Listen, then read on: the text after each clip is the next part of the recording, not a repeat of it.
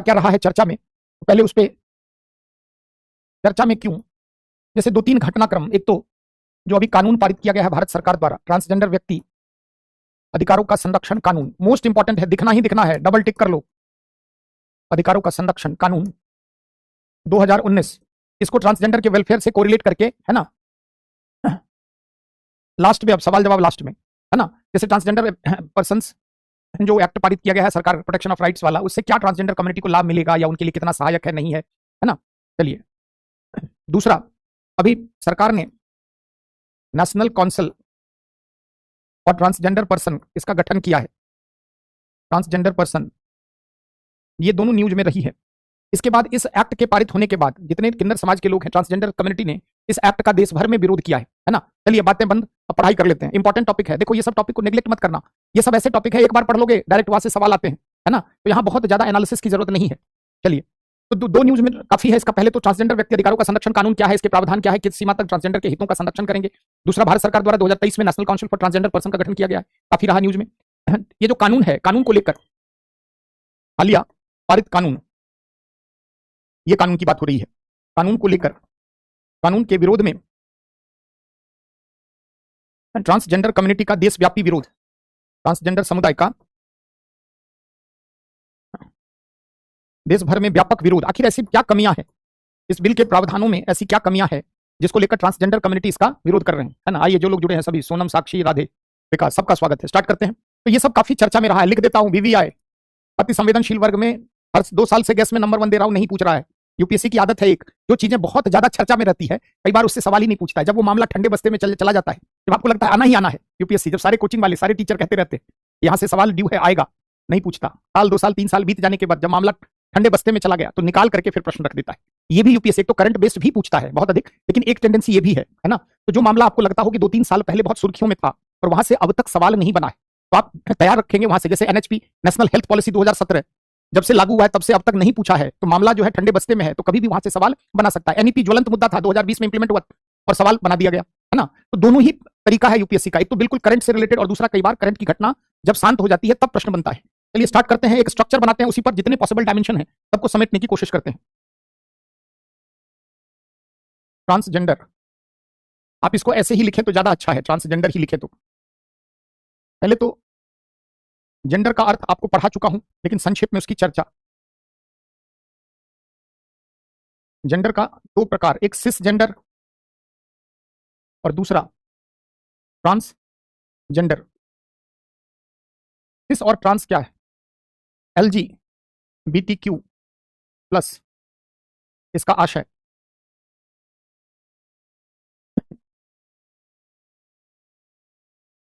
Transgender समुदाय की प्रमुख समस्याएं। अभी शुरू ही हुआ है मुमताज, लिखो बोर्ड पे जो लिखा है यही शुरू किया है।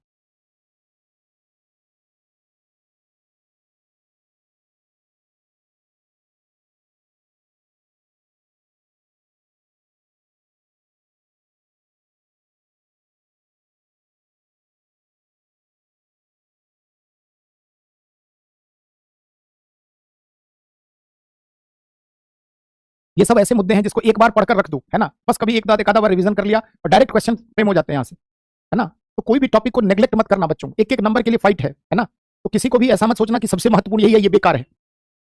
कई हिंदी माध्यम के छात्र इन सब टॉपिक को पढ़ते ही नहीं, उन्हें लगता है ये सब क्या पढ़ना, है ना। तो ये सब टॉपिक एक बार बस पढ़ लेना।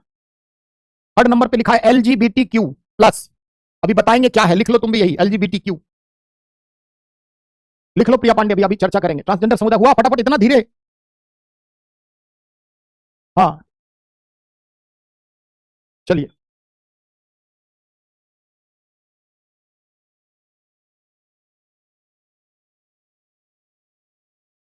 ट्रांसजेंडर की समस्याओं के समाधान हेतु प्रयास, इसमें कुछ मामला जो है सर्वोच्च न्यायालय एससी का फैसला, है ना, संविधान में स्पष्टता के साथ कहीं नहीं है, इसलिए कानूनी प्रयास देख लो। विधिक या कानूनी प्रयास, संस्थागत प्रयास, हाल का मुद्दा या हाल की घटनाक्रम, उसमें एक तो पारित कानून का विरोध, क्यों विरोध को लेकर, इसके द्वारा ट्रांसजेंडर समुदाय द्वारा विरोध को लेकर चर्चा। दूसरा एक NCTP, national council for transgender person का गठन। ये दो बहुत न्यूज में है।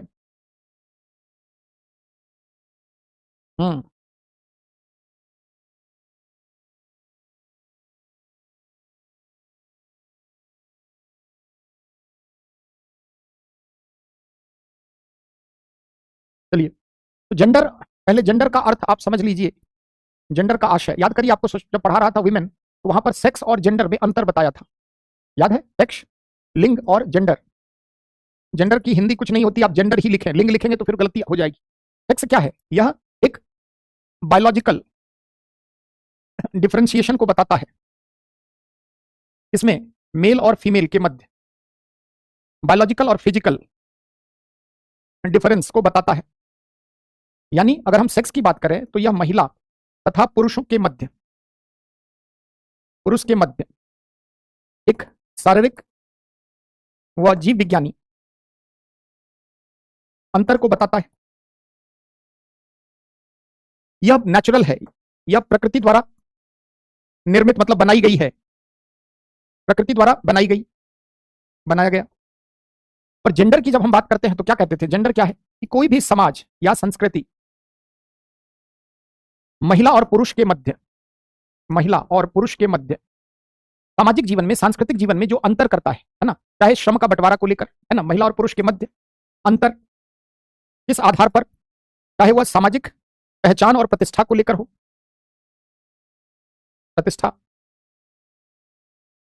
हो, चाहे कार्य या श्रम के विभाजन को लेकर हो, संसाधन तथा अवसर तक पहुंच को लेकर हो।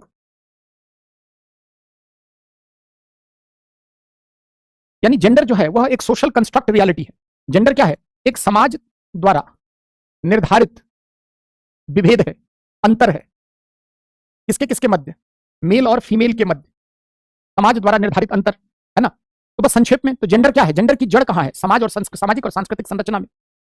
जब आप फॉर्म भरते हैं तो क्या सेक्स रहता है वहां, मेल फीमेल अदर्स, जेंडर वहां नहीं रहता है। जेंडर क्या है? एक सोशो कल्चरल आइडेंटिटी को बताता है कि कोई भी समाज या संस्कृति महिला और पुरुषों के मध्य चाहे श्रम या कार्य के विभाजन को लेकर जो पैमाना रखता है, या सामाजिक पहचान व प्रतिष्ठा को लेकर, या संसाधन तथा अवसरों तक पहुंच को लेकर, तो जो समाज और संस्कृति का पैमाना है ना, उसी के आधार पर जो समाज महिला और पुरुषों के मध्य विभेद करता है, उसी विभेद को व्यक्त करने के लिए हम शब्द किसका प्रयोग करते हैं? जेंडर। सामान्यतः जेंडर जो है उसका दो बाइनरी प्रोपोजिशन है। जेंडर जो है, जेंडर का वर्गीकरण दो आधारों पर किया गया है, दो स्वरूपों में, या तो मेल और फीमेल, मैस्कुलिन और फेमिनाइन, है ना। इससे इतर कोई भी वर्गीकरण नहीं है। इसी को हम कहते हैं बाइनरी प्रोपोजिशन, है ना। वही आधार है जेंडर के। यानी जो भी समाज और संस्कृति, दुनिया के अधिकतर समाज और संस्कृति में जेंडर के दो स्वरूपों में ही अभिव्यक्त किया गया है। कौन कौन? एक मैस्कुलिन और दूसरा फेमिनिन, जिसको हम आम भाषा में मेल और फीमेल कहते हैं। इससे इतर किसी भी जेंडर को समाज और संस्कृति द्वारा प्रायः मान्यता पहले नहीं दी गई, है ना। जैसे टर्म आता है सिस और ट्रांस, है ना, जेंडर से रिलेटेड दो टर्म आप पढ़ते हैं। एक आप कहते हैं सिस जेंडर, है ना, और दूसरे को आप कहते हैं ट्रांसजेंडर। जैसे आप हिंदी में उपसर्ग और प्रत्यय समझते हैं ना, उपसर्ग और प्रत्यय। उपसर्ग क्या होता है? जो शुरू में लगता है और अर्थ बदल देता है। इतना तो हिंदी जानते ही होंगे, है ना। प्रीफिक्स और सफिक्स इंग्लिश में कहते हैं। तो जो उपसर्ग होता है, जैसे अनुशासन, शासन के आगे अनु लग गया तो शासन के अनुरूप हो गया। उसी तरह लैटिन में सिस और ट्रांस क्या है? दो उपसर्ग हैं, प्रीफिक्स हैं। सिस का मतलब होता है इस तरफ और ट्रांस का मतलब होता है उस तरफ। यानी जो जेंडर का प्रोपोजिशन है उसमें आइदर मेल या फीमेल, है ना, यानी इस तरफ या तो आप महिला हैं या आप पुरुष हैं। ट्रांस का मतलब क्या हो गया कि जो सिस से इतर है ना, यानी जो महिला और पुरुष की दो जेंडर की कसौटियां हैं उससे इतर हैं, पड़े हैं, है ना। तो जब भी हम कहें सिस जेंडर का मतलब क्या है? आइदर मेल और फीमेल, है ना, या तो महिला। जेंडर की इस तरफ, जेंडर के इस तरफ, शाब्दिक अर्थ के इस तरफ मतलब या तो मर्द या औरत, ऐसे आप समझिए। और ये जो ट्रांसजेंडर का मतलब क्या हुआ, लिटरल मीनिंग क्या हुआ कि जेंडर के बाइनरी जो विभाजन है उससे इतर, हटके, है ना। यानी ट्रांस का मतलब कि जो जेंडर के विकृत विभाजन से अलग, मतलब जिन्हें स्पष्टता के साथ, कहने का मतलब क्या हुआ कि जिन्हें मेल या फीमेल के रूप में कैटेगराइज नहीं किया जा सकता, मेल या फीमेल के रूप में जेंडर के आधार पर वर्गीकृत नहीं किया जा सकता, वर्गीकृत नहीं किया जा सकता, क्योंकि जेंडर का तो दो ही प्रकार है, स्वरूप है, या तो मर्द या तो औरत, है ना। तो सिर्फ जेंडर का मतलब जेंडर के इस तरफ, इधर मेल और फीमेल, और ट्रांस का मतलब उसके परे, उसके विपरीत या उससे हटकर, यानी वैसे लोग जिन्हें मर्द और औरत इनकी कैटेगरी में शामिल जेंडर के आधार पर नहीं किया जा सकता। दुनिया के अधिकतर समाजों में प्रायः महिला और पुरुष ये दो ही जेंडर की स्वीकृत कसौटियां हैं, कैटेगरीज हैं, और इससे इतर शारीरिक संरचना के आधार पर या आचरण करने वाले को कभी भी समाज और संस्कृति ने वो सम्मान नहीं दिया जिसके वे हकदार थे। तो आम भाषा में, जब हम बोलचाल की भाषा में क्या कहते हैं कि ट्रांसजेंडर समुदाय से आशय उन समुदाय से है जिन्हें मर्द और औरत, मेल और फीमेल के जेंडर के द्विविभाजन में शामिल नहीं किया जा सकता। लेकिन जब ट्रांसजेंडर व्यक्ति के अधिकारों का कानून पढ़ेंगे तो उसकी भाषा कुछ अलग है।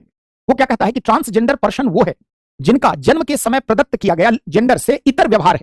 जैसे कोई बच्चा जन्म लेता है तो आप क्या कहते हैं, या तो बालक है या तो कन्या है, तो जन्म के समय असाइन जो किया गया था उसको जेंडर, उससे हटकर उसका व्यवहार है। जैसे किसी बच्चा को जो है मेल के रूप में बताया गया, आगे चलकर वो फीमेल की टेंडेंसी को शो करने लगता है। किसी बच्ची को फीमेल के रूप में कैटेगराइज किया गया, आगे चलकर क्या वो कहीं ना कहीं मेल के रूप में अपने को समझने लगती है। तो जो ट्रांसजेंडर का आम भाषा में हम लोग कहते हैं ना तो मर्द ना तो औरत, लेकिन इसका तकनीकी परिभाषा अलग है कि ट्रांसजेंडर समुदाय से आशय उन समुदायों से है, उस व्यक्ति से है या समुदाय से जिसका जन्म के समय प्रदत्त प्रदान की गई जेंडर से इतर व्यवहार है, हटकर। और इसमें कई लोग आ जाते हैं, है ना। तो जो आप टर्म पढ़ते हैं सेक्सुअली हेट्रोसेक्सुअल और नॉन हेट्रोसेक्सुअल, दोनों को आपको समझना होगा। जैसे आप कहते हैं LGBTQ, है ना, plus L for lesbian, G for gay, B for bisexual, T for transgender और Q फॉर क्वेयर। प्लस में कौन आ जाते हैं, तो जितने नॉन हेट्रोसेक्सुअल हैं, नॉन हेट्रोसेक्सुअल, है ना, जैसे trans men, trans women, interchange या इंटरसेक्स, और जो भी अन्य सोशियो कल्चरल आइडेंटिटी है, आइडेंटिटी। हेट्रोसेक्सुअल का मतलब क्या होता है, जिसको हिंदी में हम हेट्रोसेक्सुअल को क्या कहते हैं, विषमलिंगी। विषमलिंगी, विषमलिंगी का मतलब जैसे कोई महिला है, उसका किसी पुरुष के प्रति आकर्षण, यौन संबंध की स्थापना, तो वो महिला क्या है, हेट्रोसेक्सुअल।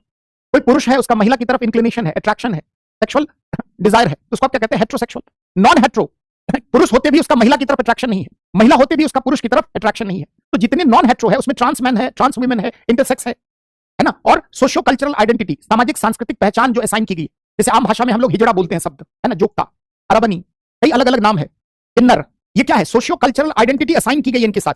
इन्नर, हिजड़ा, जोक्ता, अरबनी, ये सब क्या है, सामाजिक सांस्कृतिक पहचान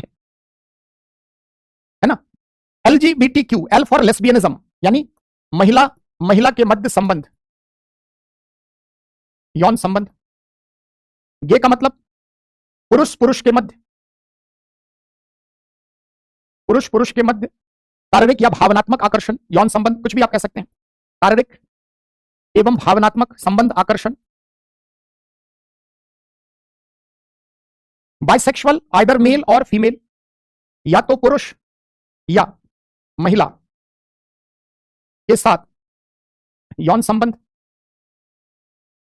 ट्रांसजेंडर अभी आप इतना समझ ही पा रहे हैं। क्वेयर, क्वेयर क्या है, एक अम्ब्रेला टर्म है जिसमें सभी आ जाते हैं जितने नॉन हेट्रोसेक्सुअल हैं, जितने विषमलिंगी हैं। विषमलिंगी का मतलब जैसे महिला है, उनका पुरुष के प्रति आकर्षण, शारीरिक संबंध, लेकिन कोई पुरुष है उसका महिला के प्रति, समलिंगी, एक ही लिंग में, है ना। विषमलिंगी से इतर जितने हैं वो नॉन हेट्रोसेक्सुअल आ जाते हैं। तो क्वेयर क्या है, एक अम्ब्रेला टर्म है ना, उसमें सभी आ जाता है। लेस्बियनिज्म, महिला महिला के मध्य संबंध, पुरुष पुरुष, गे, बाइसेक्सुअल, ईदर मेल और फीमेल, ट्रांसजेंडर, समझ ही रहे हैं आप।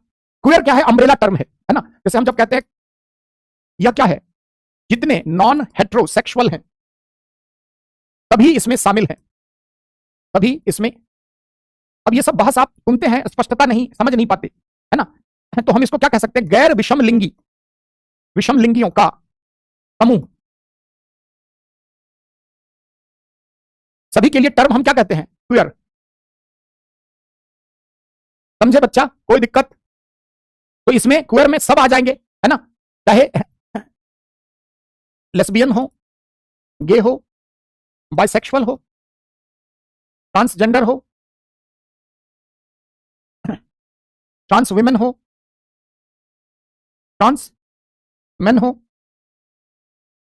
इंटरसेक्स हो या अदर्स जो सोशियो कल्चरल आइडेंटिटी है।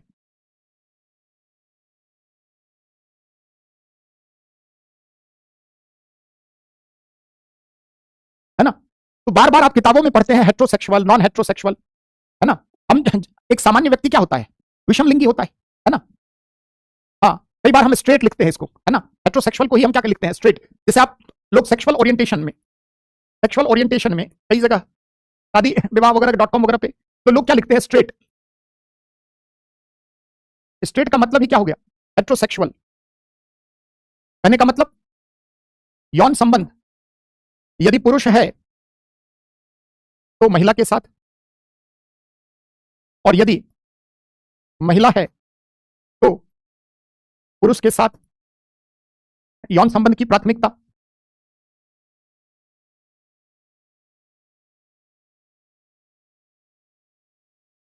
ठीक है सिंह। यौन उन्मुखता, सेक्सुअल, ये आइंस्टीन का सिद्धांत पढ़ा रहे हैं, E=mc², है ना? अर्चना समझ में नहीं आएगा, इतना टफ सिद्धांत बता रहे हैं, समझ में नहीं आएगा। जैसे सेक्सुअल ओरिएंटेशन, स्ट्रेट का मतलब यही होता है हेट्रोसेक्सुअल। हेट्रोसेक्सुअल का मतलब क्या है? कि अगर मेल है तो फीमेल प्रेफरेंस है, और अगर फीमेल है तो मेल प्रेफरेंस है। इससे हट के जितने हैं नॉन हेट्रोसेक्सुअल वो सभी क्या है? क्वेयर में है। तो यहां पर क्या लिखा आपने? नॉन हेट्रोसेक्सुअल, गैर विषमलिंगी, इसको आप हिंदी में कहते हैं, है ना? गैर विषमलिंगी। कितना हिंदी में?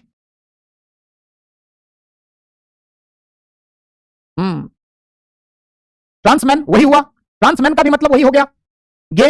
इसके आम भाषा के लिए आप इसको गे समझ सकते हैं। ट्रांस वीमेन को आप क्या समझ सकते हैं? लेस्बियन। समझे? बाइसेक्सुअल क्या हुआ? जिसका सेक्सुअल ओरिएंटेशन मर्द औरत दोनों है। अभिषेक विश्वकर्मा, इधर मेल और फीमेल दोनों। चलिए, तो बाइसेक्सुअल क्या लिखा है यहां पर? नॉन हेट्रो में थर्ड कहां लिखा है? ट्रांसजेंडर है ये बाइसेक्सुअल, वही तो बता रहा हूं। मतलब वैसा व्यक्ति जो महिला के साथ भी यौन संबंध रख सकता है और पुरुष के साथ भी, है ना? जिसमें गे और लेस्बियनिज्म दोनों है, बाइसेक्सुअल हो गया। चलिए, तो ट्रांस क्या है, सिस क्या है ना? अब उस पर टीका टिप्पणी 50 मत कर दो सिद्धांत, है ना? पता चला अर्चना जो है, चलिए टीका टिप्पणी नहीं, ज्यादा नहीं। देखो मेरा प्रयास है कि कंसेप्ट की क्लैरिटी आपको आ जाए, क्योंकि ये सब टर्म रोज पढ़ते हैं, है ना? हाँ, चलिए, तो किसको हम अब जब ट्रांसजेंडर की परिभाषा देंगे तो वो अलग परिभाषा है, कानूनन परिभाषा अलग है। WHO इंटरनेशनल ऑर्गेनाइजेशन जिस रूप में डिफाइन करते हैं, भारत सरकार ने भी एज इट इज डिफाइन किया है ना? चलिए, तो जेंडर क्या है, ट्रांस किसको, सिस किसको, क्लियर है? LGBTQ किसको कहते हैं, सभी लोग नोट कर ही चुके हैं, है ना? हाँ, इंटरसेक्स कौन है? इंटरसेक्स कौन है? कई ऐसी सेलिब्रिटी है जो पहले पुरुष हुआ करते थे, उन्होंने अपना जेंडर चेंज करा लिया ऑपरेशन के जरिए, जो भी आजकल कई ऐसी महिलाएं, ऐसे पुरुष हैं जो पहले महिला हुआ करती, है ना? जो किसी में इंटरेस्टेड नहीं है उसे वैरागी कहते हैं, है ना? उसे ब्रह्मचारी कहते हैं। और जो किसी में इंटरेस्टेड नहीं है वो इस धारा का है भी नहीं, बहुत समस्या है। हाँ, चलिए, समझ गए? तो वैराग्य नहीं लेना है है ना? अरे पढ़ाया था ना गृहस्थ आश्रम, तो हमारे धर्म दर्शन ये कहते हैं ब्रह्मचर्य से गृहस्थ में आना है, समाज का विकास ही रुक जाएगा, है ना? हाँ, एक मशहूर क्रिकेटर हैं, उनका पुत्र, बिल्कुल आप सब रील देख चुके हैं कई, है ना? चलिए, तो सिर्फ ट्रांस लिखवाना नहीं है ना, हो जाएगा, लिख लिया ना? सभी लोग समझ नोट कर लिए हो ना जो बोर्ड पे मैंने लिखा है? कोई दिक्कत? नोट ये सब कराना है क्या? मुझे नहीं पता प्राची, अभी अभी है टाइम। चलिए, तो लिखवाना नहीं है ना, जेंडर तो समझ ही गए, जेंडर क्या है? ट्रांसजेंडर की परिभाषा कानून में लिखवा दूंगा, है ना? जैसे देखो, जो भी समाज का डेवलपमेंट हुआ है ना? समाज का जो डेवलपमेंट हुआ है वह धर्म से प्रेरित रहा है ना? सब आ रहे हैं, सब आ रहे हैं, एक एक करके धैर्य रखो, कमेंट ज्यादा होने लगा फिर बंद कर दूंगा, है ना? धैर्य रखो, सब अंत तक आओगे, एक एक चीज। हाँ, चलिए, तो लिख दिया है नोट्स में भी आपके ट्रांसजेंडर, जब कानून पढ़ेंगे वहां परिभाषा में लिखवा दूंगा, है ना? चलिए, तो ट्रांसजेंडर क्या है, सिस किसे कहते हैं, ट्रांस किसे कहते हैं, क्लियर? LGBTQ क्या है, क्लियर है? थोड़ा सा स्टैटिस्टिकल फिगर देख लेते हैं। जैसे हमारे पास आधिकारिक आंकड़े 2011 की जनगणना के हैं, तो उस समय लगभग 4,88,000 के आसपास, है ना? यानी मानकर चलें, है ना? उनके बारे में मुझे नहीं पता रश्मिका, है ना। 4,90,000 रफ मोटे तौर पर भारत में। हालांकि यह जो आंकड़ा है इससे कहीं अधिक है। ट्रांसजेंडर कम्युनिटी के लोग की संख्या अधिक है, लेकिन कई लोग अपनी इस आइडेंटिटी को क्या करते हैं, छुपाते हैं, है ना। थोड़ा समझ लो।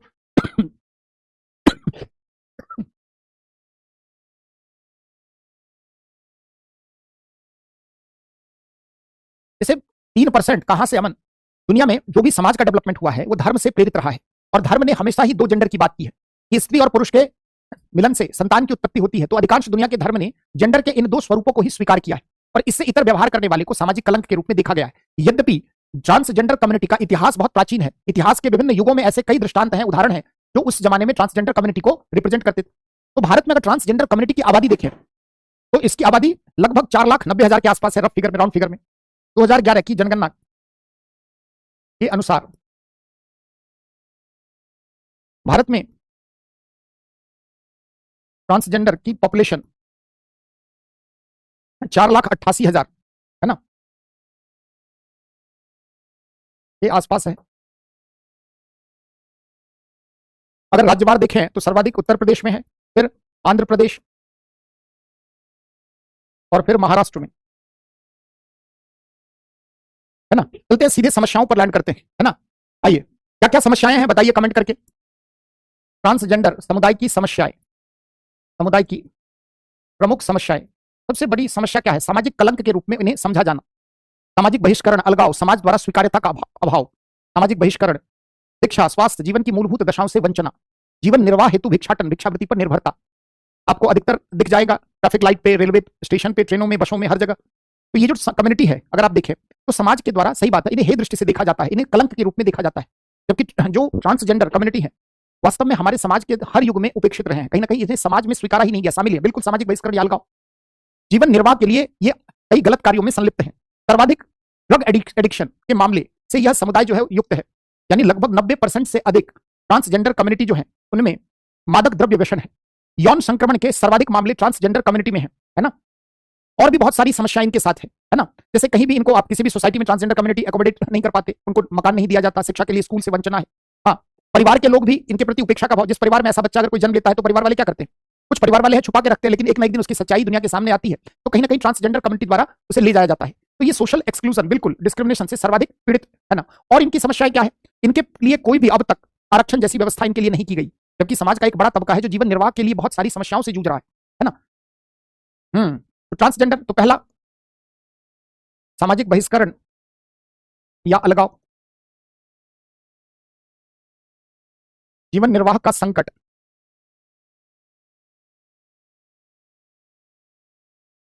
भिक्षावृत्ति, अपराध,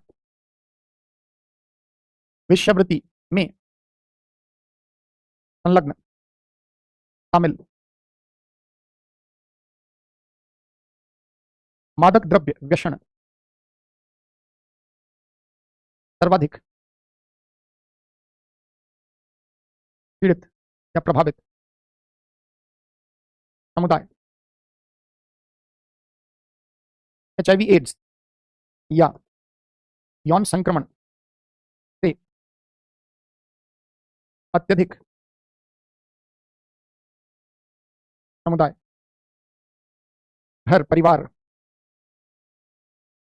समाज द्वारा इनके प्रति उपेक्षा, अपमान का भाव।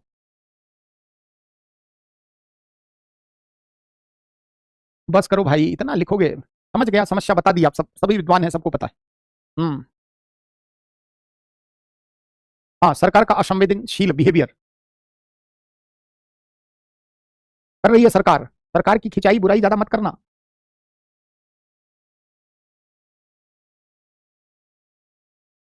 HIV एड्स या यौन संक्रमण से अत्यधिक प्रभावित समुदाय, घर परिवार समाज द्वारा इनके प्रति उपेक्षा, है ना, अपमान का भाव। हाँ, लीगल और प्रॉपर्टी राइट, बिल्कुल।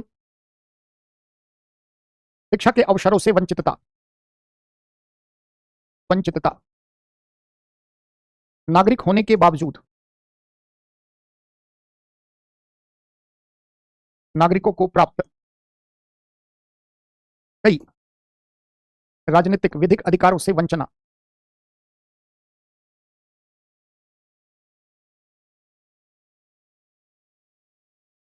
सामाजिक व आर्थिक सुरक्षा,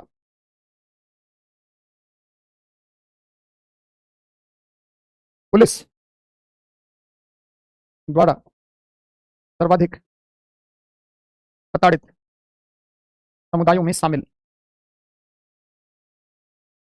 काफी है, बहुत सारी समस्याएं आप सभी समझ गए। जीवन की गुणवत्ता निम्न दर्जे की, वो सब मुझे नहीं पता अंशिका। हाँ चलिए, काफी हो गई समस्याएं, पड़ताल कर लिया आप सबने बहुत ज्यादा। चलिए, इनको लेकर समाज में बहुत सारे मिथ भी हैं, है ना। जैसे आप देखें कि कई लोग इन्हें शुभ भी मानते हैं, है ना। जैसे कई बार आपने देखा है कि घर में कोई फंक्शन होता है, संतान का जन्म, बच्चे का जन्म, तो लोग क्या करते हैं, किन्नरों को पैसा देते हैं, किन्नरों को उपहार देते हैं, सोना चांदी वगैरह। कई आपने देखा होगा कि लोग किन्नर समुदाय से पैसा लेकर रखते हैं अपने पर्स में। ये सब धारणाएं हमारे समाज में प्रचलित है। अब इसकी सत्यता असत्यता क्या है, इसकी पुष्टि मैं नहीं करता, लेकिन जो धारणाएं प्रचलित है वो है कि किन्नर समुदाय जो है, इनका आशीर्वाद चाहिए, है ना, इनकी बद्दुआ नहीं लेनी चाहिए, है ना।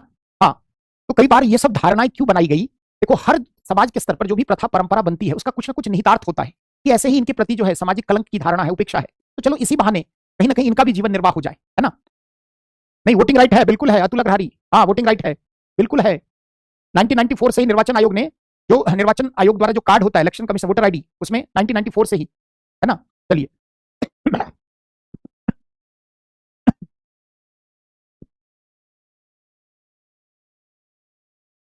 ये लोग पैसा ही नहीं मांगते हैं, जबरन वसूल कर ले जाते हैं, है ना। इनसे उलझना भी मुश्किल है, संगठित अपराध में भी ये शामिल हैं, है ना। चलिए, ट्रांसजेंडर समुदाय क्या है, इनकी प्रमुख, इसका ट्रांसजेंडर कहां से आप समझ पाए, जेंडर इस ट्रांस एलजीबीटी, ट्रांसजेंडर समुदाय की प्रमुख समस्याएं, इनकी समाधान के लिए प्रयास, क्या प्रयास हुए, इसमें कुछ सर्वोच्च न्यायालय का मामला आपको थोड़ा सा देखना होगा, है ना। ट्रांसजेंडर कम्युनिटी से रिलेटेड जो भी रिफॉर्म्स हुए हैं उसमें सर्वोच्च न्यायालय का बड़ा योगदान है ना। जैसे हमारे आईपीसी में एक सेक्शन है, आईपीसी में एक सेक्शन हुआ करता था, आपने सुना होगा 377, इसके अंतर्गत अप्राकृतिक यौनाचार के तहत दंड की व्यवस्था थी। यानी किसी पुरुष के द्वारा किसी पुरुष के साथ यौन संबंध या किसी महिला का किसी महिला के साथ यौन संबंध, तो पहले ये अब नहीं है, इसमें से हटा दिया गया है। तो आईपीसी की धारा 377 कहती थी कि जो समान लिंगियों के मध्य अगर कोई यौन संबंध है तो वो अननेचुरल है, अप्राकृतिक है, और ऐसी स्थिति में इसके लिए दंड की व्यवस्था थी, है ना। बस करो भाई, कमेंट इतना करोगे बंद कर दूंगा मैं, है ना। इतना बड़ा मेरे सामने स्क्रीन लगा रहता है ना, चाहकर भी देखना पड़ जाता है ना। बंद करो, ज्यादा हो रहा है। शांति से विदा कर ले हम आप लोगों को, आप लोग मुझे कर लें, उसी में भलाई है ना। चलिए, सारी भड़ास जितनी है ट्रांसजेंडर पे सब लिखी डालोगे क्या, ठीक है, सभी को पता है ना। चलिए ठीक है, बुलाया जाता है, ठीक है। जैसे आईपीसी सेक्शन 377 जो है वो पहले कहता था कि अप्राकृतिक यौनाचार, जो 1860 का भारतीय दंड संहिता जो बनी है उसके तहत कहीं ना कहीं अप्राकृतिक यौनाचार के लिए दंड की व्यवस्था बनाई गई, और 1860 से ही आपका जो भारतीय दंड संहिता है उसी से इस समय से चल रहा है। जैसे इसको लेकर 1994 में दिल्ली की हाईकोर्ट में एक, दिल्ली में एनजीओ है नाज फाउंडेशन, उसने एक याचिका दायर की, है ना। क्या याचिका दायर की कि जो इन 377 है आईपीसी का सेक्शन जो है, अगर दो व्यक्ति की आपसी सहमति से अगर कोई यौन संबंध है तो उसे अपराध न माना जाए। कहने का मतलब समलैंगिकता, यानी समलैंगिकता को अपराध न माना जाए। नाज फाउंडेशन की इसी अपील पर दिल्ली हाईकोर्ट ने 2009 में फैसला दिया, और अपने फैसले के तहत समलैंगिकता को अपराध की श्रेणी से बाहर रखा, है ना।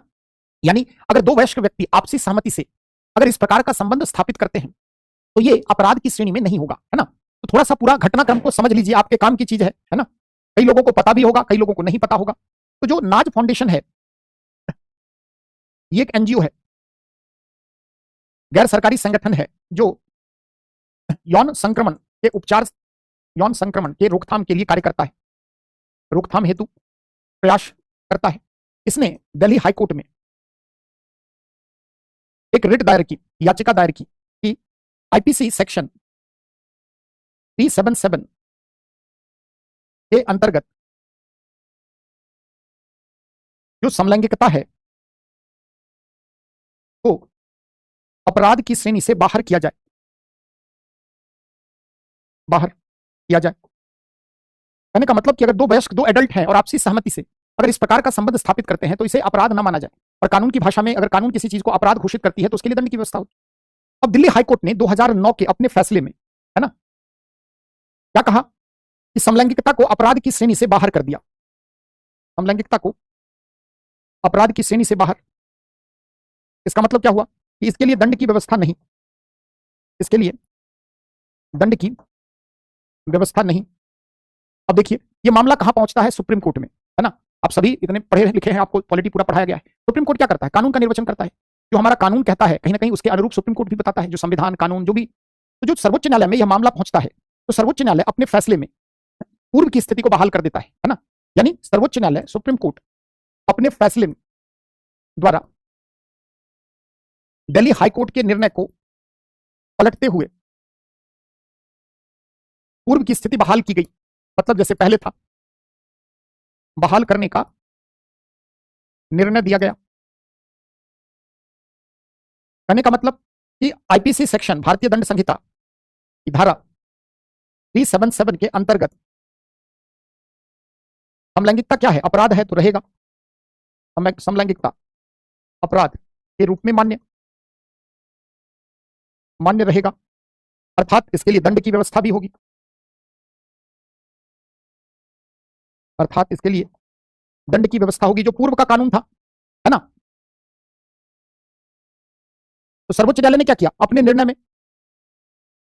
तो 2009 में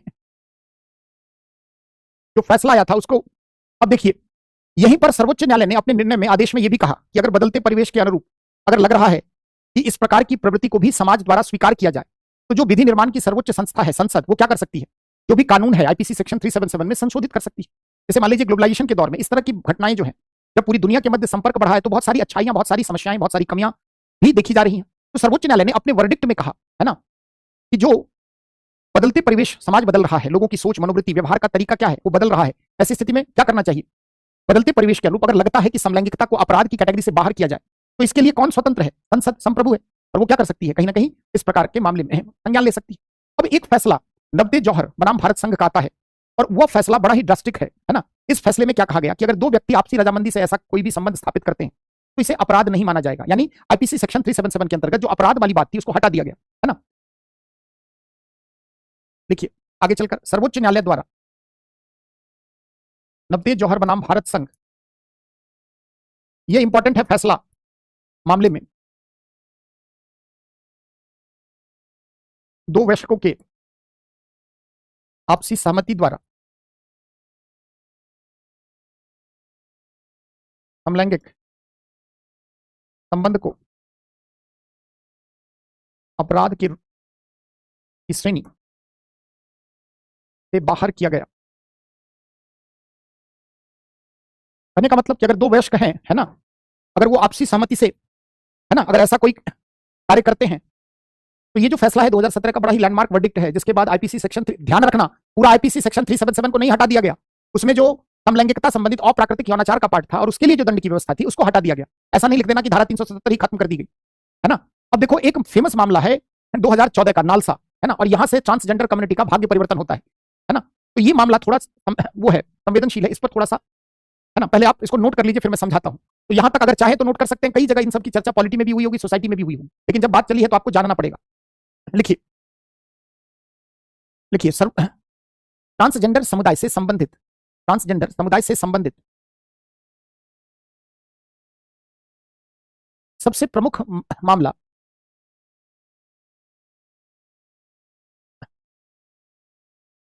मामला नालसा बनाम भारत संघ का है।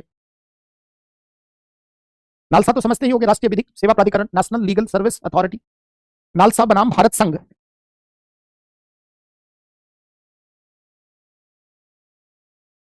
नेशनल लीगल सर्विस अथॉरिटी बनाम वर्सेस यूनियन ऑफ इंडिया।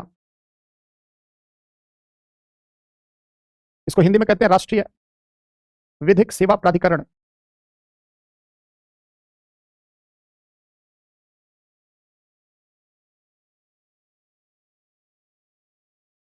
राष्ट्रीय, हाँ, नेशनल लीगल सर्विस अथॉरिटी बनाम भारत संघ 2014 है, जिसमें सर्वोच्च न्यायालय ने ट्रांसजेंडर समुदाय से संबंधित ऐतिहासिक फैसला दिया,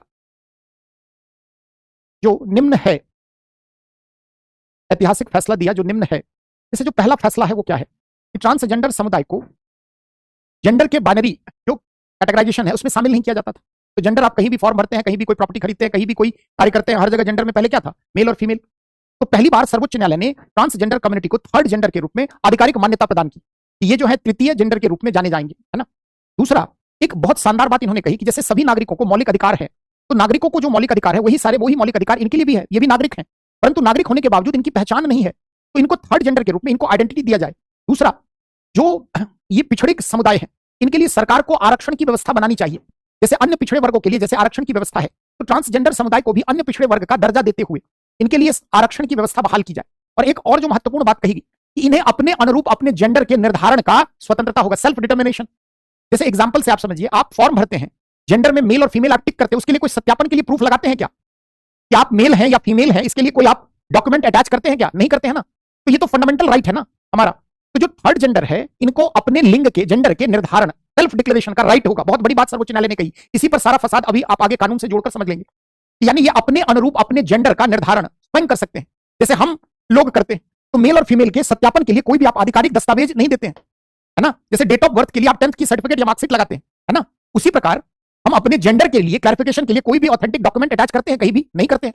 तो सर्वोच्च न्यायालय ने यह बात कहा, है ना, कि सर्वोच्च न्यायालय ने कहा कि आप जो है वह इनको अपने अनुरूप अधिकार होगा अपने जेंडर के निर्धारण का। नहीं, आदर्श सर के साथ मैंने लंबे समय तक हर जगह पढ़ाया है ना। वो बहुत सीनियर टीचर हैं हमसे, बहुत लगभग 7-8 साल, मुझे लगता है 10 साल कहीं ज्यादा ना हो अनुभव उनका, है ना। और पॉलिटी का बहुत बड़े लीजेंड है ना। मैं उनसे पढ़ा नहीं हूं, उनके साथ बहुत जगह बहुत सारे मंच को हमने साथ में साझा किया है। हाँ, चलिए। तो जो इसमें कहा गया कि आप सेल्फ आप डिक्लेरेशन कर सकते हैं अपने जेंडर का निर्धारण। जैसे इनके लिए एक और अच्छी बात कही, जब भी आप सार्वजनिक भवन शौचालय जहां भी आप देखें तो वहां पे मेल और फीमेल का बोर्ड लगा होता है। तो इनके लिए चाहे सार्वजनिक भवन हो, शौचालय हो, परिवहन, हर जगह इनके लिए प्रसाधन टॉयलेट की अलग से व्यवस्था सुनिश्चित की जाए। और एक और बात कही कि इनके लिए पूरे राष्ट्र के स्तर पर एक प्रभावी संस्थागत ढांचा संरचना, है ना, तैयार की जाए, है ना। हाँ, अमित सर से मैंने पढ़ा है वेस्टर्न फिलोसफी थोड़ा सा, हाँ वो मेरे गुरु हैं, है ना। चलिए, पूरा कुंडली मेरा खोल ही लोगे क्या? किताब तो नहीं लिख डालोगे, है ना। अरे रिजल्ट दो, कभी मिलेंगे स्टेज पर साथ में बैठ के, है ना, बहुत सारी बातें होंगी, है ना। चलिए, क्या क्या फैसला इसमें जो है कहा गया, कुछ महत्वपूर्ण फैसले को से संबंधित बातों को नोट करते हैं। पहला लिखिए, फर्स्ट पॉइंट लिखिए। फर्स्ट पॉइंट में ट्रांसजेंडर समुदाय को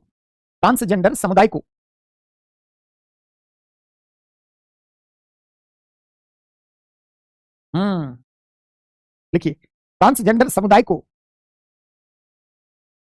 हाँ नाजमीन का पता है। चलिए, आमीन, इंशाअल्लाह कहते हैं ना, काश ऐसा हो, तुमने जो कहा है वो हो जाए तो अच्छी बात। लिखिए, ट्रांसजेंडर समुदाय को तृतीय जेंडर के रूप में, थर्ड जेंडर लिखो, इतना हिंदी शुद्ध क्या लिखना, मुस्कान की तरह, है ना, मेरी तरह, थर्ड जेंडर के रूप में स्वीकार की, न्यायालय द्वारा स्वीकार किया गया या मान्यता प्रदान की गई, ऐसे लिखो। हाँ, लिख सकते हैं थोड़ा बहुत, थर्ड जेंडर के रूप में मान्यता प्रदान की गई। दूसरा, ट्रांसजेंडर समुदाय को अपने जेंडर के स्वयं द्वारा निर्धारण का अधिकार होगा। ट्रांसजेंडर समुदाय को स्वयं के द्वारा अपने जेंडर के निर्धारण तथा उसकी घोषणा का अधिकार होगा। देखिए, इन्हें सभी नागरिकों को मिलने वाले अधिकार प्रदान किए जाएं। इन्हें सभी नागरिकों को मिलने वाले अधिकार, देखिए ट्रांसजेंडर समुदाय की सामाजिक, आर्थिक एवं शैक्षणिक दृष्टि से निम्न स्थिति, ट्रांसजेंडर समुदाय की सामाजिक, आर्थिक एवं शैक्षणिक दृष्टि से निम्न स्थिति को सुधारने हेतु इन्हें अन्य पिछड़े वर्ग ओबीसी, अदर बैकवर्ड क्लास का दर्जा प्रदान कर, इन्हें अन्य पिछड़े वर्ग ओबीसी का दर्जा प्रदान कर इनके लिए सेवाओं में आरक्षण की व्यवस्था बहाल की जाए। सेवाओं में आरक्षण की व्यवस्था बहाल की जाए। देखिए, सार्वजनिक भवनों, परिवहनों, कार्यालयों आदि में इनके लिए अलग से प्रसाधन टॉयलेट, इनके लिए अलग से प्रसाधन की व्यवस्था सुनिश्चित की जाए।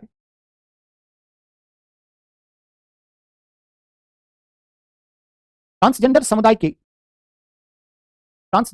की रक्षा एवं बेहतरी हेतु राष्ट्रीय स्तर पर प्रभावी संस्थागत संरचना, रक्षा एवं बेहतरी हेतु राष्ट्रीय स्तर पर प्रभावी संस्थागत संरचना का निर्माण किया जाए। जैसे नेशनल कमीशन आपने हर चीज का बना रखा है, जैसे अनुसूचित जातियों का, जनजातियों का, महिलाओं का, उसी प्रकार इनके लिए भी राष्ट्रीय स्तर पर एक संस्थागत प्रभावी संरचना बनानी चाहिए। कौन कहता है? ये सर्वोच्च न्यायालय ने। लिखिए, सर्वोच्च न्यायालय के उपरोक्त फैसलों ने ट्रांसजेंडर समुदायों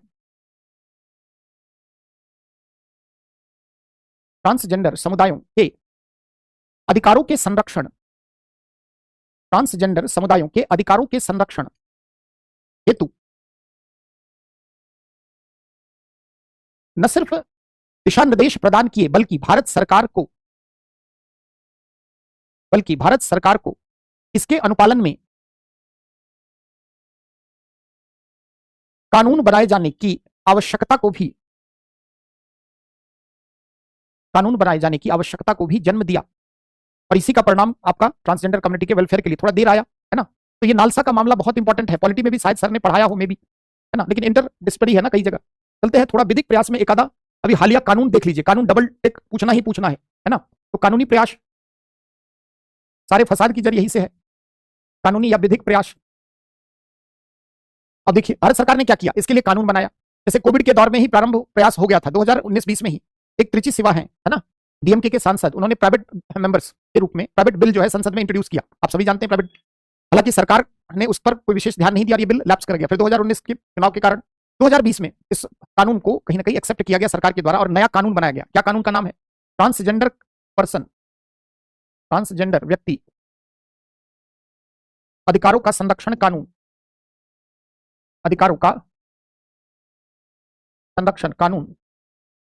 2019। अब देखिए, है ना। अब देखिए ये कानून क्या कहता है। सबसे पहले ये जो कानून है, इस कानून के प्रवर्तन के बाद समस्या क्यों बढ़ी, इसके लिए आपको थोड़ा कानून की भाषा समझनी होगी। जैसे कोई भी आप बिल ड्राफ्ट करते हैं तो पहले आप बताते हैं ना किसके लिए, किसको, तो आप सारी जो भी शब्दावली है उसको आप परिभाषित करते हैं।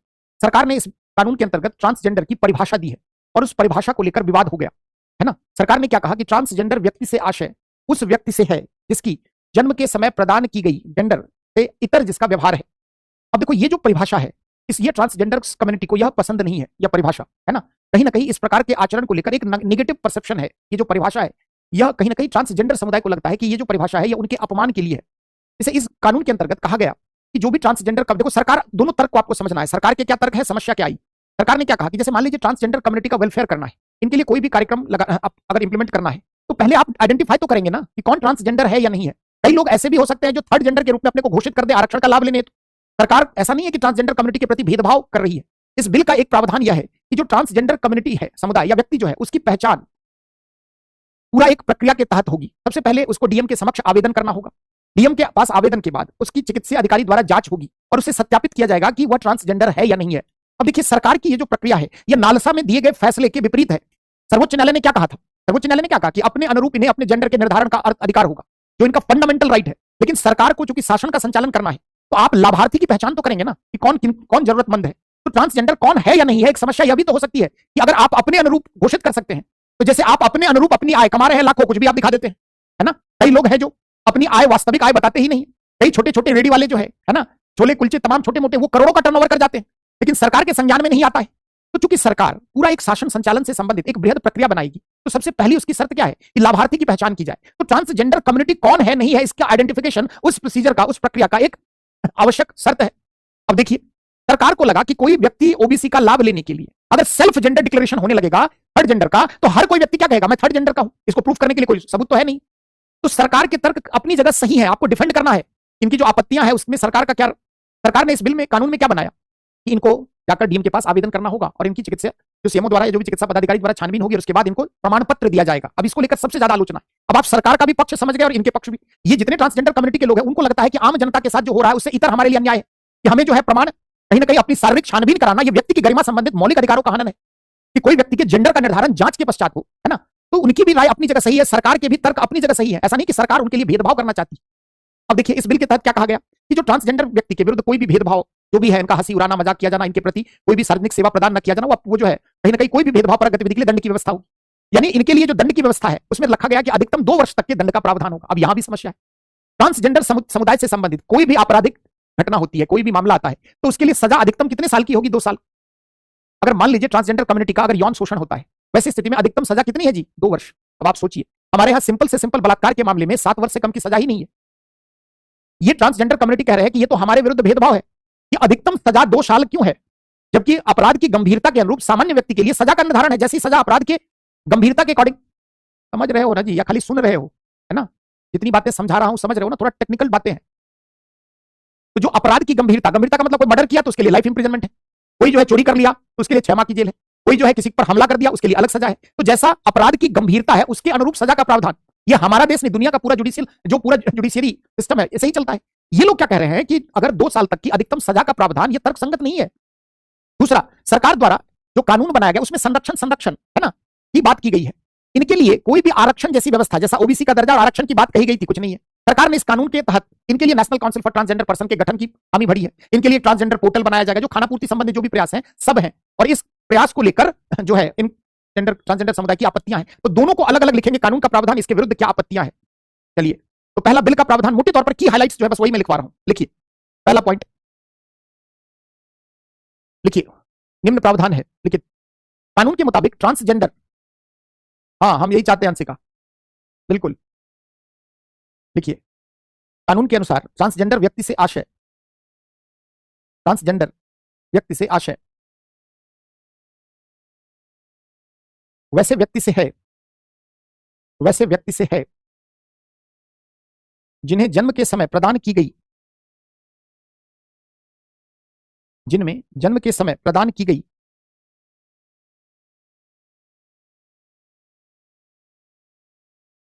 जिन्हें जन्म के समय प्रदान की गई जेंडर संरचना के विपरीत व्यवहार या आचरण की प्रवृत्ति होती है।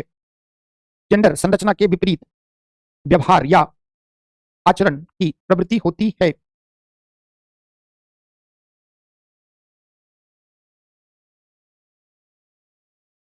देखिए, ट्रांसजेंडर समुदाय के प्रति, ट्रांसजेंडर समुदाय के प्रति होने वाले, ट्रांसजेंडर समुदाय के प्रति होने वाले किसी भी भेदभाव, अपमान, अपराध, लोक सेवा से वंचितता, लोक सेवा से वंचितता आदि को पूर्ण प्रतिबंधित करते हुए इसके लिए दंडात्मक प्रावधान किए गए हैं। पूर्ण प्रतिबंधित करते हुए इसके लिए दंडात्मक प्रावधान किए गए हैं।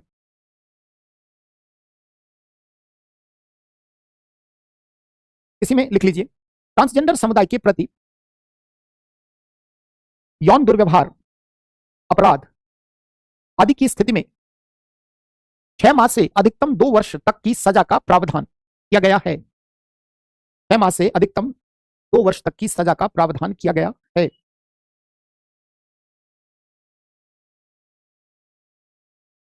देखिए, कानून के अंतर्गत, कानून के अंतर्गत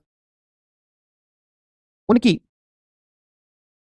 जेंडर आधारित पहचान हेतु, उनकी जेंडर आधारित पहचान हेतु जिलाधिकारी के समक्ष आवेदन तथा इसके पश्चात, जिलाधिकारी के समक्ष आवेदन तथा इसके पश्चात चिकित्सीय जांच के बाद जेंडर संबंधित सर्टिफिकेट या प्रमाण पत्र, जेंडर संबंधित सर्टिफिकेट या प्रमाण पत्र की बात कही गई है।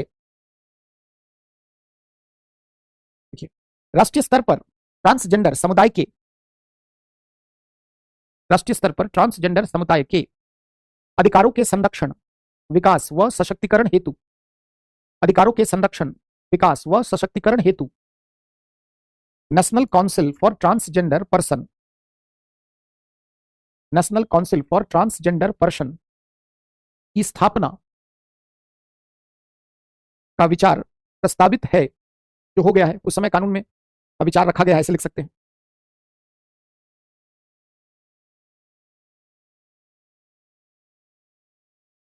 देखिए, ट्रांसजेंडर के वेलफेयर के लिए, कल्याण के लिए, ट्रांसजेंडर के कल्याण के लिए राष्ट्रीय स्तर पर इनसे संबंधित पोर्टल बनाए जाने की बात कही गई है।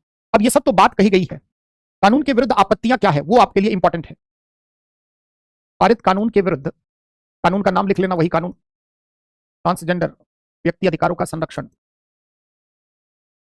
अधिकारों का संरक्षण कानून 2019 के विरुद्ध ट्रांसजेंडर समुदायों की आपत्तियां, ट्रांसजेंडर समुदायों की निम्न आपत्तियां। अब आप समझ गए कौन कौन सी आपत्तियां हैं। पहली आपत्ति क्या है? परिभाषा को लेकर, ट्रांसजेंडर की कानूनी परिभाषा को लेकर समस्या। अब देखो क्या समस्या है कि ट्रांसजेंडर व्यक्ति वो है जिनका जन्म के समय प्रदान की गई जो जेंडर स्ट्रक्चर है ना, उससे इतर व्यवहार है। ये कैसी परिभाषा है? कोई व्यक्ति कैसा व्यवहार करे, ये तो व्यक्तिनिष्ठ है ना जी। इसको निर्धारित करने का पैमाना गलत है।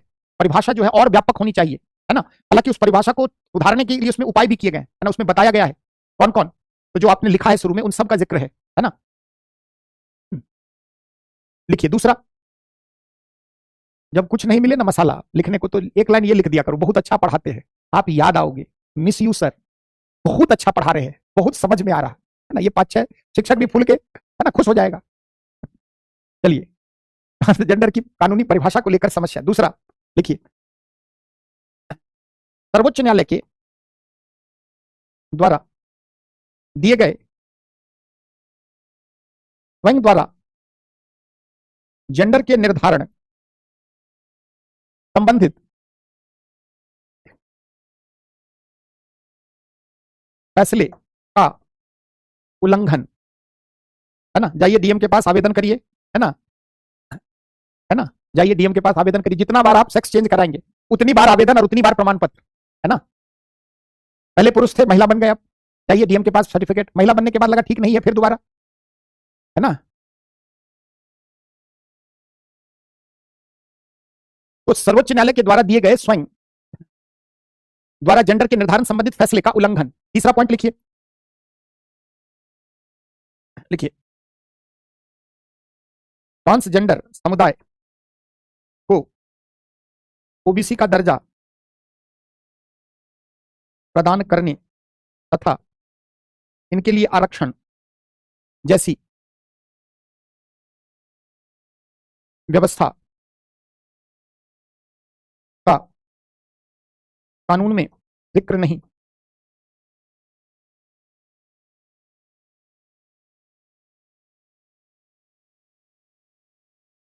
ज्यादा मसाला से ना एसिडिटी हो जाती है।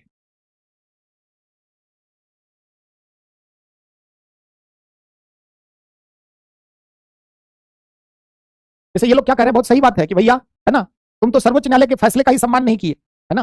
तो आप आपत्ति, आप जैसे मैं प्रश्न एक सेट करता हूं, जैसा आपको दिख सकता है मे भी, है ना। देखिए क्वेश्चन, टाइम मिले तो लिखने का प्रयास।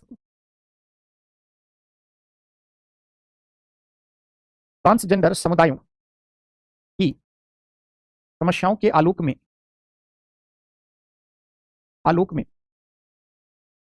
भारत सरकार द्वारा पारित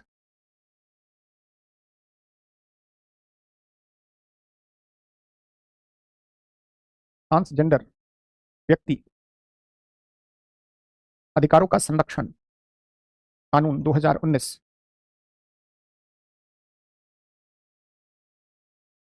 इस सीमा तक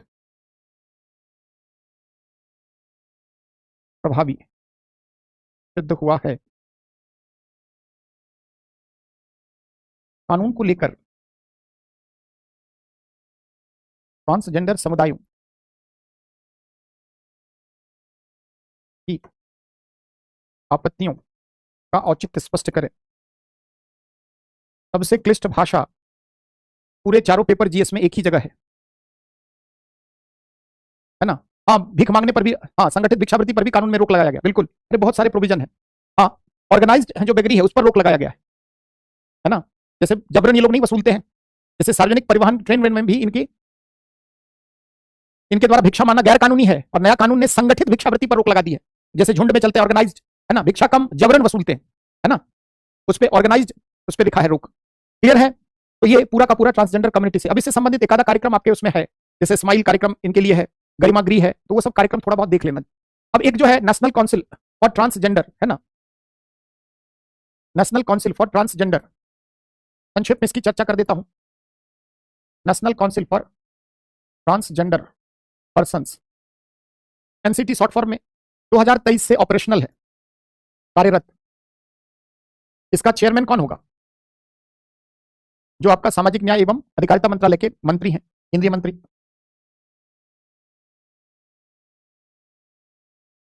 सामाजिक न्याय एवं अधिकारिता मंत्रालय।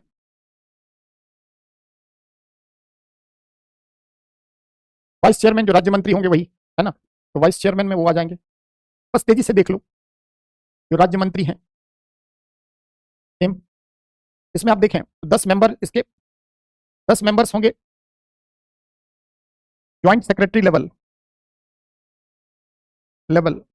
अलग अलग मंत्रालयों से, अलग अलग मंत्रालयों से,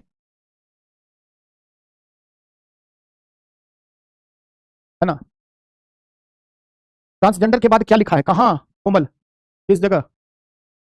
कानून को लेकर ट्रांसजेंडर समुदायों की आपत्तियों का औचित्य स्पष्ट कीजिए, है ना। देख लेना, ये भी आया है, लिख देता हूं, इतनी जल्दी गुड नाइट करो मत, ये सब काम की चीज है ना। लिखेगा प्रश्न तो मैं याद जरूर आता हूं अपने बच्चों को, है ना। 10 मेंबर कहां से, कौन कौन होंगे? ज्वाइंट सेक्रेटरी, आईएएस अधिकारी, है ना। यहां पर कह रहे हो क्या पर्सन सेट, है ना। चलिए, और क्या है इसमें? 4 ट्रांसजेंडर, 5 मेंबर किसके होंगे? ट्रांसजेंडर समुदाय के। ट्रांसजेंडर अलग अलग भारत के, तो north, south India, west, east और नॉर्थ ईस्ट। नीति आयोग, राष्ट्रीय महिला आयोग, कई चीज रहेंगे, कई लोग रहेंगे इसमें, अध्यक्ष राष्ट्रीय। और भी इसमें शामिल कौन होंगे? जैसे राष्ट्रीय महिला आयोग के मेंबर, चेयरमैन, हेड, राष्ट्रीय मानवाधिकार आयोग, नीति आयोग। हाँ, लिखा है अमन मिश्रा, शांति शांति धैर्य। हर जगह आईएएस अधिकारी ही रहेंगे, ज्वाइंट सेक्रेटरी। इसीलिए तो कहता हूं पढ़ लो, जीवन 2 साल रगड़ कर पढ़ लो, इलेक्शन हो गया तो 7 पीढ़ियां मौज करेंगी, आप तो मौज नहीं कर पाएंगे, आपको तो सजा मिल जाएगी। चलिए बस करिए निखिल भाई। तो ये अब इसका फंक्शन क्या है आप समझ सकते हैं, क्या इसका कार्य होगा बताने की आवश्यकता है, इसकी फंक्शनिंग क्या होगी? पूरे देश भर में ट्रांसजेंडर समुदाय के प्रति कोई भी घटना है उसका स्वतः संज्ञान लेना, उनकी रक्षा और बेहतरी के लिए प्रयास करना, केंद्र सरकार को सुझाव देना, राज्यों को सुझाव देना, उनके लिए वित्त की व्यवस्था मंत्रालयों के स्तर पर कितनी कितनी हुई इसका, है ना। तो ये सब इनके लिए प्रयास हैं, कहीं भी ट्रांसजेंडर समुदाय के प्रति भेदभाव हुआ है तो उसके लिए आवाज उठाना। जैसे आप, तो ये राष्ट्रीय स्तर पर एक बड़ा संस्थागत प्रयास ट्रांसजेंडर से हुआ है, कार्यक्रम आधारित प्रयास में, है ना। स्माइल, गरिमा गिरी वगैरह आप दिखा सकते हैं, है ना। कल हम लोग क्या पढ़े? कल थोड़ा सा अनुसूचित जनजातियां आपको एक बार ओवरऑल करा दूंगा, है ना। देखो थोड़ा थोड़ा सब जान लो, है ना, क्या पता। और जानकर मैं वैसे टॉपिक उठा रहा हूं जिसके बारे में किताबों में कम बातें हैं, जहां पर आप कम ध्यान देते हैं, इसलिए मैंने ट्रांसजेंडर उठाया, है ना। इसलिए मैंने कल दिव्यांग उठाया, है ना। कल हम लोग अनुसूचित जनजातियां देख लेते हैं थोड़ा। चलिए, अगर डाउट है तो पूछिए, अन्यथा शुभरात्रि, बहुत बहुत धन्यवाद आप सबका, इतनी रात तक बने रहते हैं उसके लिए आप सब धन्यवाद के पात्र हैं। चलिए ठीक है।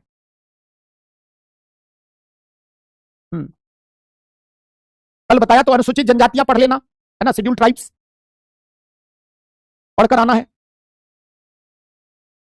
चलिए,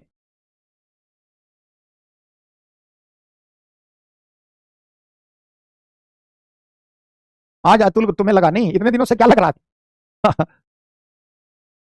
कंसेप्ट याद रखना, ट्रांसजेंडर, सिस, ट्रांस, हेट्रो, एलजीबीटी, क्वेयर, ये सब इंटरव्यू में भी पूछता है, ध्यान रखना बालक। चलिए, स्वप्न में, ठीक है। चलिए, आप सबका धन्यवाद, ईश्वर आप सबको सफल बनाए। उस पर वर्क नहीं होता निखिल, कानून तो बहुत कुछ है ना। प्रोग्राम का नाम गरिमा गृह, स्माइल, स्माइल योजना, कार्यक्रम गरिमा गृह। इनके लिए, जैसे विधवाओं के लिए आश्रम है, वृद्धों के लिए है ना, उसी तरह इनके लिए गरिमा गृह, स्माइल, इनके उद्यमिता, इनके यूटिलिटी को बढ़ाने के लिए हर क्षेत्र में।